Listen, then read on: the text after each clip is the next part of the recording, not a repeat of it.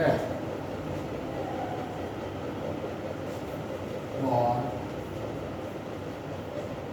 First order, ठीक है। आई बात समझ में? इसके लिए n का वैल्यू क्या हो गया, 1 हो गया। हम एक रिएक्शन कंसीडर करते हैं, जनरल रिएक्शन आ रहा है तो इनमें कन्वर्ट हो गया, ठीक है। तो इनिशियल कॉन्सेंट्रेशन क्या हो गया। अच्छा एक चीज़ यार, हाँ जो हम लोग अभी पढ़े है ना, जीरो ऑर्डर में हम लोग क्या लिखे, pi equal to 1 by k equal to 1 by t r naught minus r, यही ना फॉर्मूला है जीरो ऑर्डर के लिए, है। अगर हम इनिशियल कॉन्सेंट्रेशन इसको हम दूसरे तरीके से भी एक्सप्रेस कर सकते हैं, वो हम समझा रहे हैं। पहले जीरो ऑर्डर के लिए, जीरो ऑर्डर के लिए ना, है, और जीरो ऑर्डर इसको हम दूसरे तरीके से भी एक्सप्रेस करते हैं। अगर मान लो कि इनिशियल कॉन्सेंट्रेशन को हम ए मान लेते हैं, ठीक है, और कंज्यूम्ड कॉन्सेंट्रेशन मतलब जो खर्च हो गया उसको मान लिए x, तो उसको हम क्या लिखेंगे, माइनस एक्स। यहाँ हमें कंज्यूम्ड कॉन्सेंट्रेशन चलो x लिखेंगे, तो फाइनल कॉन्सेंट्रेशन क्या होगा, फाइनल कॉन्सेंट्रेशन क्या होगा, a माइनस एक्स होगा ना। तो फाइनल कॉन्सेंट्रेशन तो पहले क्या लिखे थे हम लोग, r लिखे थे। इनिशियल कॉन्सेंट्रेशन को क्या लिखे थे हम लोग, r नॉट लिखे थे, याद है। इनिशियल कॉन्सेंट्रेशन को r नॉट लिखे और फाइनल कॉन्सेंट्रेशन को हम r लिखते थे पहले। अभी हम डिफरेंट वे में लिखे, इनिशियल कॉन्सेंट्रेशन को a लिखे, कंज्यूम कॉन्सेंट्रेशन x, मतलब a में से x खर्च हो गया रिएक्शन पे, और फाइनली हमको मिल गया a माइनस एक्स। तो हम r को रिप्लेस कर सकते हैं a माइनस एक्स से और r नॉट को a से। तो अगर उस तरह का हम करें तो हमको डिफरेंट फॉर्मेट में एक मिलेगा, ठीक है। r नॉट के जगह पे हम क्या लिखेंगे, a लिखेंगे, ठीक है, और r के जगह पे क्या लिखेंगे, a माइनस एक्स, ठीक है। तो इसको ब्रैकेट बदल देते हैं, r नॉट के जगह a लिखे और r के जगह a माइनस एक्स, ठीक है। तो 1 बाई टी, ठीक है, ये और ये तो कैंसिल हो जाएगा, a minus a plus x, यही होगा फाइनली। तो क्या मिल जाएगा हमको, ये और ये कट जाएगा, बचेगा एक्स बाय एक्स, क्या change in concentration, change in concentration, है ना। और एक चीज, हाफ लाइफ पीरियड में, हाफ लाइफ पीरियड में हम लोग k equal to 1 by t half था, 1 बाय टी हाफ था ना, और आगे क्या निकाल देते हैं, 1 बाय टी हाफ रेगुलर,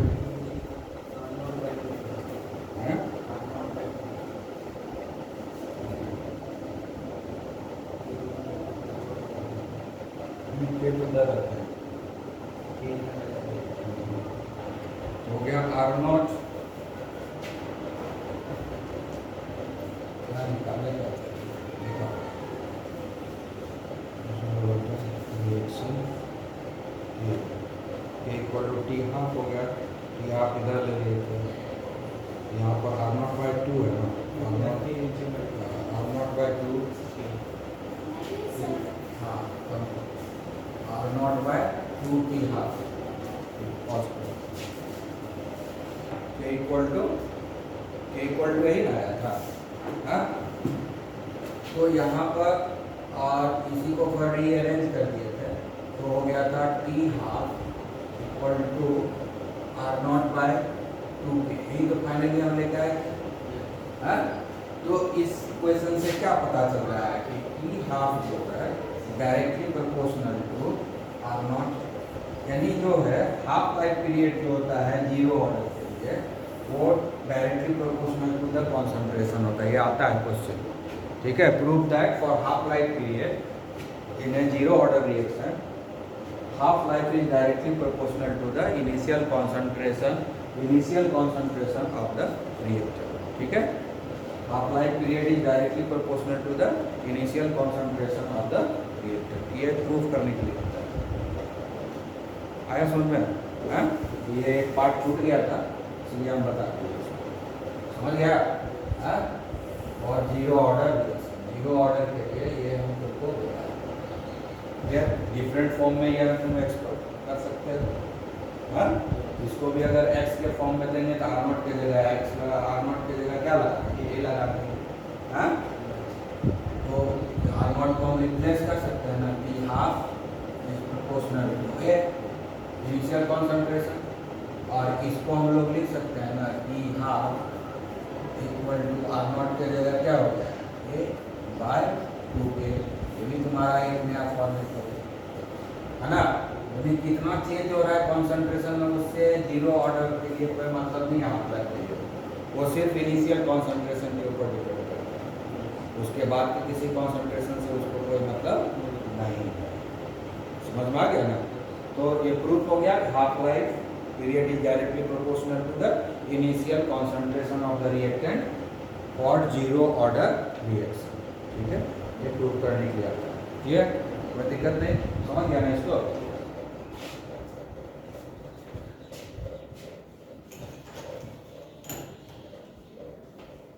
अब हम लोग जो है पढ़ेंगे, नोट इट डाउन।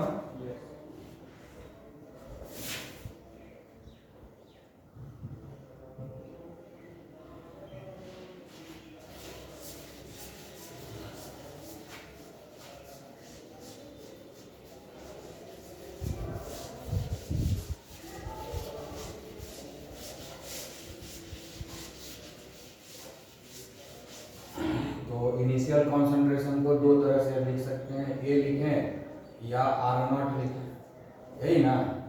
हाँ, ये कंज्यूम कॉन्सेंट्रेशन और फाइनल कॉन्सेंट्रेशन को हम लोग r लिखते हैं या a-x लिखते हैं, यही है ना? हाँ, तो अब हम लोग क्या है, रेट निकालेंगे। रेट क्या हो जाएगा, माइनस dr/dt होगा ना? हाँ, दूसरा रेट निकालेंगे कॉन्सेंट्रेशन के टर्म में। हाँ, ये हुआ चेंज इन कॉन्सेंट्रेशन। हाँ, अब क्या डायरेक्ट कॉन्सेंट्रेशन के टर्म में निकालेंगे तो ये क्या आता है, raise to some power. Reactant would be raise to some power. Power वो कितना होता है, जितना ऑर्डर ऑफ रिएक्शन होता है वही पावर होता है, यही होता है। हाँ, तो ये दोनों हो गया हमारा रेट का इक्वेशन। हाँ, अब दोनों रेट ही है इसलिए दोनों इक्वल हो जाएगा, होगा कि नहीं?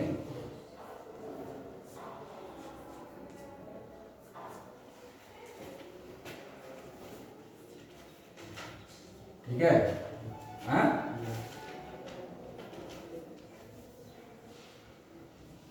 अब हम लोग क्या करते हैं, dt को उधर ले जाते हैं। ठीक है, और r को इधर ले आएंगे क्योंकि r वाला एक तरफ आ जाए, ये हो गया k dt। समझ में आ गया? अब हम लोग क्या करेंगे, इसको इंटीग्रेट करेंगे। सेम प्रोसेस है जो उधर बताया था, ठीक है ना? और जब इंटीग्रेट करते हैं तो हम एक इंटीग्रेशन कांस्टेंट i को इंट्रोड्यूस करते हैं। ठीक है? हाँ, अब हो गया, अब क्या है, dr/r है ना? हाँ, dr/r है ना? इसका जो इंटीग्रेशन होता है ln r होता है। 1/r का इंटीग्रेशन क्या होता है, ln r। ठीक है, तो इसका इंटीग्रेशन क्या हो जाएगा, ln। ये एक तरह का लॉग है। ठीक है, लॉग सिखाए थे ना लेवल में, ln r हो गया इसका इंटीग्रेशन। ये dt का इंटीग्रेशन क्या होता है, t होगा प्लस i। ये हो गया हमारा इक्वेशन नंबर 2। ठीक है, आगे बात चल रहा है। अब जो है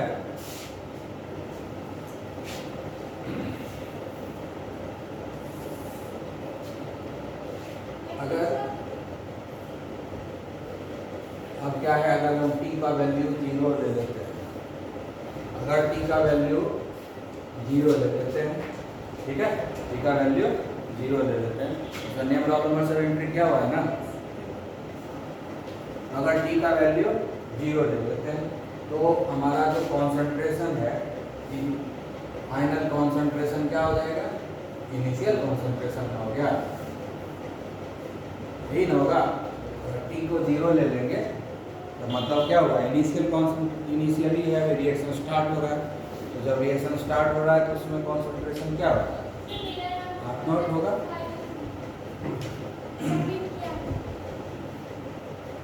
ठीक है, तो ये जो है तुम्हारा जो मिल गया T0 है, तो R कॉन्सेंट्रेशन जो है फाइनल हो गया हो, ठीक है।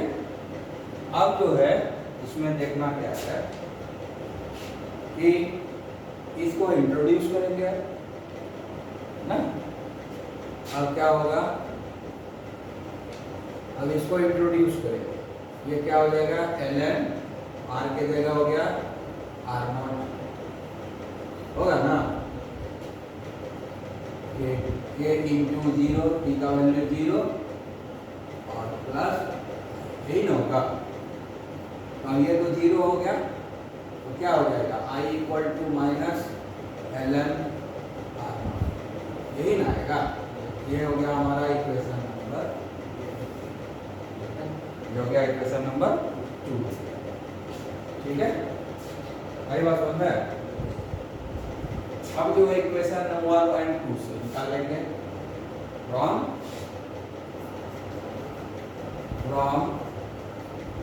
इक्वेशन 1 और 2, ये दोनों से हमको क्या मिलेगा, अब I का वैल्यू इसमें हम इंट्रोड्यूस कर देंगे फर्स्ट में, तो ये हो गया ln R equal to KT, और I का वैल्यू कितना आया, माइनस ln R, यही ना आया, यही वैल्यू मिलेगा है? अब इसको जो है हम क्या करेंगे, इस माइनस को कॉमन ले लेंगे, माइनस KT ln R, ठीक है, तो ये भी देखो y equal to mx plus c. अब हम इसको चेक करेंगे कि ये इक्वेशन मेरा करेक्ट है कि नहीं, है ना, y equal to mx plus c से, तो y के जगह पर क्या हो गया, ln R हो गया, है ना, m के जगह माइनस k हो गया, x के जगह t हो गया, और कांस्टेंट हो गया ln R0। तो हम ये ग्राफ खींचेंगे, इधर t रहेगा और इधर क्या रहेगा, ln R, ठीक है, आई बात समझ में। ये x एक्सिस हो गया, ये y एक्सिस हो गया, और इसका ग्राफ भी कैसा आना चाहिए, स्ट्रेट लाइन आना चाहिए कि नहीं, है, आना चाहिए ना। तो इनिशियल कांस्टेंट ये ln R0 हो गया, और ये क्या हो जाएगा हमारा, ये पोजीशन हो गया ln R0, ठीक है। तो ग्राफ हमारा कैसा आना चाहिए, सीन आना चाहिए। ये जो स्लोप है, ये जो स्लोप है यही ना m है, तो स्लोप का वैल्यू कितना होगा, माइनस के, तो m का वैल्यू निकाल लेंगे tan थीटा से, m का वैल्यू tan थीटा से निकाल लेंगे, तो माइनस के का वैल्यू है, तो हमको रेट कांस्टेंट भी आसानी से निकल जाएगा, और स्ट्रेट लाइन चूंकि आ गया, तो इसका मतलब ये जो डेरिवेशन है, रेट इंटीग्रेटेड रेट एक्सप्रेशन जो थर्ड लाए हैं, ये एकदम करेक्ट है, और ये जब सही है तो सब कुछ सही है, आगे बात समझ में ना। तो हम लोग जो ये ग्राफिकल मेथड से जो हम बनाते हैं, तो ये प्रूव करना चाहते हैं कि ये जो हमने बनाया है वो सही है या नहीं, जो रेट एक्सप्रेशन लिखे हैं वो सही है या नहीं। तो उसके लिए हम क्या करते हैं, y equal to mx plus c का सहारा लेते हैं, तो इसका ग्राफ स्ट्रेट लाइन आता है, और ये जो इक्वेशन है इसी फॉर्मेट में है, तो अगर इसके डेटा के हेल्प से ग्राफ बनाते हैं हमको स्ट्रेट लाइन मिल जाता है, इसका मतलब ये इक्वेशन करेक्ट है, और हमको स्ट्रेट लाइन मिला है तो ये करेक्ट है, क्लियर। एक तो ये हो गया, और हम इसको अब आगे डेराइव करते हैं, इधर समझ गया ना।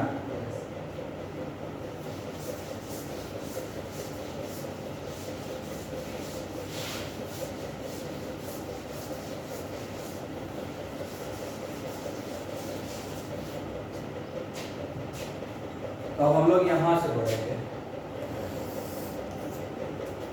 ठीक है, आई बात समझ में? हाँ, तो यहाँ से बढ़ेंगे तो हो जाएगा के टी इक्वल टू, इसको कैंसिल हो जाएगा, पॉजिटिव हो जाएगा, हाँ, l n r naught minus l n r, यही ना यार? हाँ, अब जो है एक तो ये हो गया है ना, तो हम फॉर्मूला ये निकाल सकते हैं a इक्वल टू 1/t है ना, l n r naught,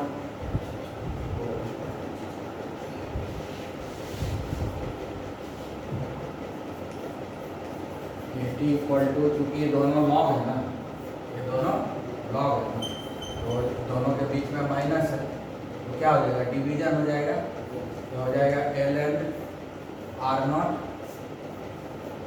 by r, ये होगा कि नहीं? तो हमारा फाइनल एक्सप्रेशन ये आ गया, तो ये क्या हो जाएगा, k equal to 1/t l n r naught by, ठीक है, ये हो गया हमारा integrated rate equation, integrated rate equation. तो एक इंटीग्रेटेड रेट इक्वेशन ये हो गया हमारा, ठीक है।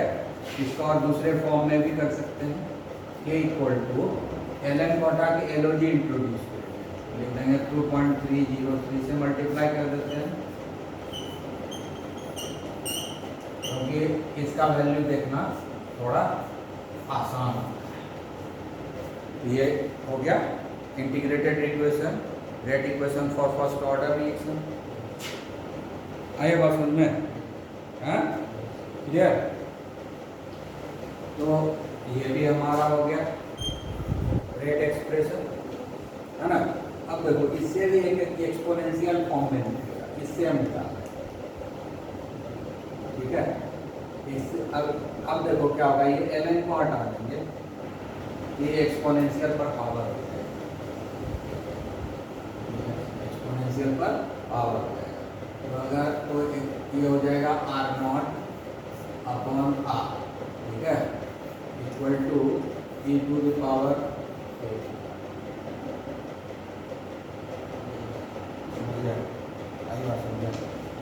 हाँ। तो यहाँ पर एक्चुअली हम लोग फाइनल कॉन्सेंट्रेशन निकालना चाहते हैं, तो इसको उल्टा के लिख देते हैं, इसको उल्टा के थोड़ा लिखेंगे तो ज़्यादा अच्छा रहेगा।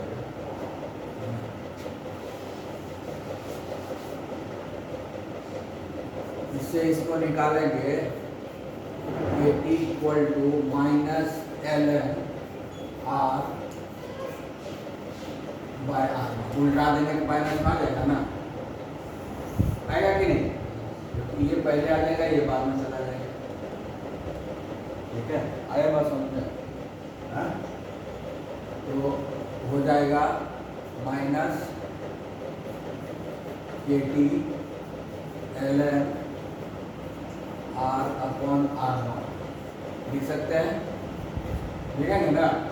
अब हम एल एन को हटाएंगे, तो ये क्या हो जाएगा, e to the power minus k t equal to r upon r, ठीक है।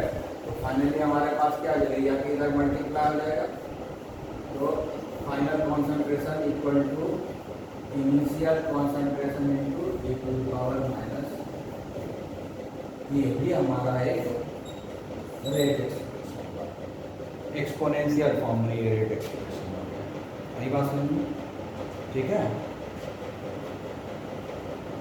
वैसा हम यहाँ भी कर सकते हैं, ठीक है। अब इससे देखो एक्सपोनेंशियल फॉर्म में लाएंगे रेट एक्सप्रेशन इससे, ठीक है ना। तो हम लोग क्या करते हैं, टी को इधर ले आते हैं के टी, और इसको इधर ले आते हैं 2.30, ठीक है, equal to log r naught by, ठीक है। अब क्या करते हैं, इसको उल्टा करते हैं,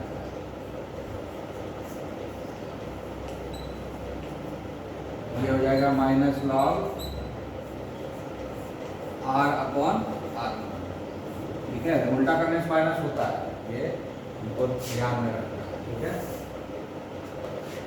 अब ये जो निकलेगा, अब हो जाएगा ये minus 80/2.303 equal to log r upon r, ठीक है, क्लियर।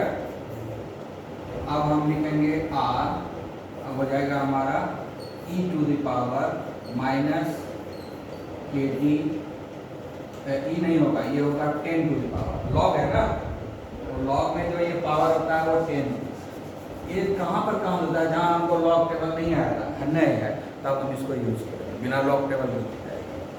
तो जब एक्सपोनेंशियल फॉर्म में रहता है तो e टू द पावर ये हो जाता है, लॉग हटाते हैं तो, और जब एलओसी रहेगा तो ये 10 टू द पावर, ये हो जाएगा हमारा 10 to the power minus k t by 2.303 equal to r upon r naught. समझ में आया?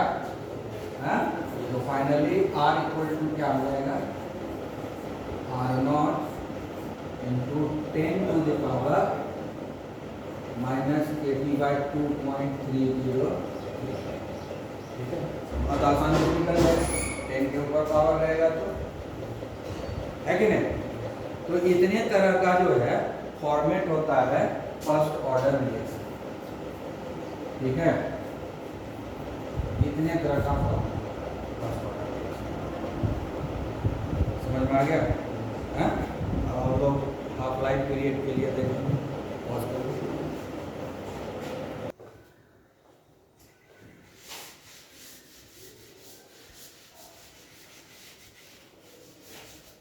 ठीक है। अब देखो हमको अब इस टर्म में लाना है, ए और एक्स के टर्म में लाना है, तो इसे हम मॉडिफाई कर देंगे इसको, है ना। तो इसको हम मॉडिफाई करेंगे, क्या लिखेंगे, k equal to 1/t ln r naught के जगह पर क्या लिखेंगे, ए, ठीक है, और आर के जगह पर क्या लिखेंगे, ए माइनस एक्स। समझ में आ गया, है कि नहीं। यहाँ ये भी मॉडिफाई हो जाएगा, आर के जगह पर क्या लिखेंगे, आर के माइनस एक्स, ठीक है, हैं? और आर नॉट के जगह पर क्या लिखेंगे, ए, हाँ, ए टू द पावर माइनस, ये अब इस फॉर्मेट में हो गया ना, आई बात समझ में। इसको भी हम उस फॉर्मेट में लिख सकते हैं, हाँ। इसको हम लोग क्या लिखेंगे, k equal to 2.303 upon t log r naught के जगह पर क्या लिख सकते हैं, ए लिख देंगे, आर के जगह पर ये माइनस एक्स आ गया उस फॉर्मेट में। उसी तरह से इसको भी हम कर सकते हैं, a minus x equal to a 10 to the power a into 10 to the power minus k t by 2.30 लिख सकते हैं ना, ऐसा ऐसा फॉर्मेट। अब हाफ लाइफ पीरियड, अब जो रेट एक्सप्रेशन लिखेंगे ना, हाफ लाइफ पीरियड और हाफ लाइफ पीरियड, ठीक है। हाफ लाइफ पीरियड के लिए लिखेंगे, तो हाफ लाइफ पीरियड के लिए क्या लिखेंगे, टी हो जाएगा टी हाफ, है, आर जो हो जाएगा वो क्या हो जाएगा, आर नॉट बाय 2, यही ना होगा, है, आई बात समझ में। और हाफ लाइफ के लिए यहाँ भी चेंज हो जाएगा, है कि नहीं, आधा ही खर्च होगा ना, हाँ, समझ गए ना। अब पहले निकाल लेते हैं, बाद में फाइनली खाली पुट कर देंगे वैल्यू, तो आसानी से हो जाएगा, ज़्यादा मेहनत नहीं करना पड़ेगा। तो पहला एक्सप्रेशन क्या आ रहा है हमारे लिए, के इक्वल टू 1/t, है ना, यही ना है, ln ऊपर में है आर नॉट, तो आर नॉट लिखा जाएगा, ठीक है, और ये t equal to t half लिखाएगा ना, है?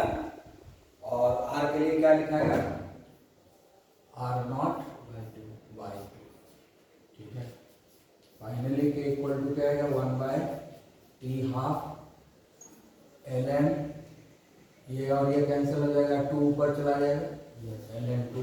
अब ln2 का वैल्यू निकाल के हम पुट कर देंगे, इसमें कॉन्सेंट्रेशन टर्म है ना, तो t½ इधर ले आएंगे, t½ इक्वल टू ln2/k। अब देखो half life period is independent of the initial concentration, यानी जो है फर्स्ट ऑर्डर रिएक्शन में कॉन्सेंट्रेशन कितना ले उससे कोई मतलब नहीं है हाफ लाइफ पीरियड, क्योंकि इसमें कॉन्सेंट्रेशन टर्म है, लेकिन यानी कॉन्सेंट्रेशन से हाफ लाइफ पीरियड को कोई मतलब नहीं है। 1 किलो लेंगे, 10 किलो लेंगे, 50 किलो से स्टार्ट करें रिएक्शन, कोई फर्क नहीं पड़ता है, ये रिएक्शन अपने हिसाब से होते रहेगा। इनिशियल कॉन्सेंट्रेशन से इंडिपेंडेंट, ये भी पूछता है prove that the half life period of the first order reaction is independent of the initial concentration.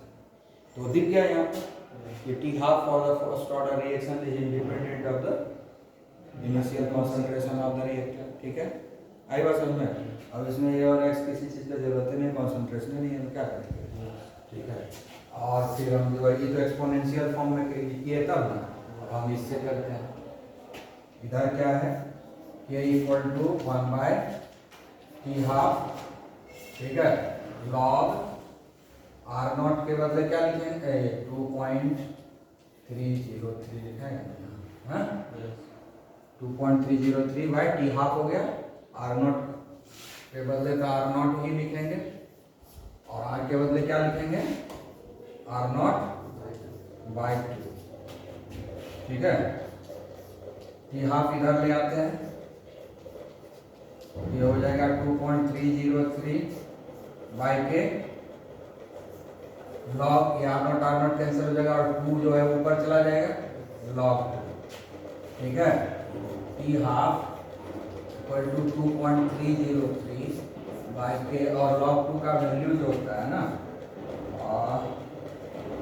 0.301 होता है शायद, समझा होगा कहीं लिखा हुआ।